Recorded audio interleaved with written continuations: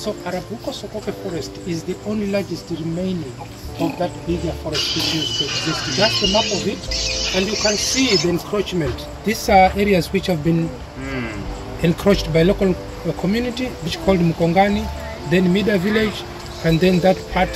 So it has got some scars which have been snatched off. The different species of trees and shrubs in the forest. We have the Kenya Forest Research Institute, which is there. And that building with red iron.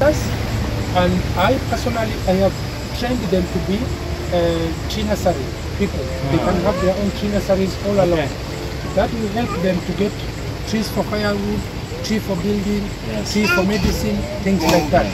Other than defending the forest at all times, because then the pressure is so much. Okay, Scopsaurus. I take him to the west.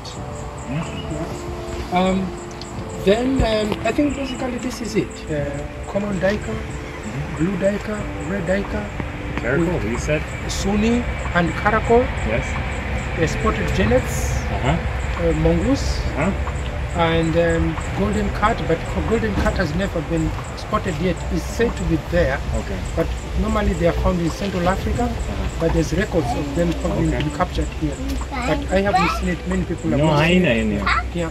We would believe they are there. So hyena? Is there a hyena? Hyena, they do come and go.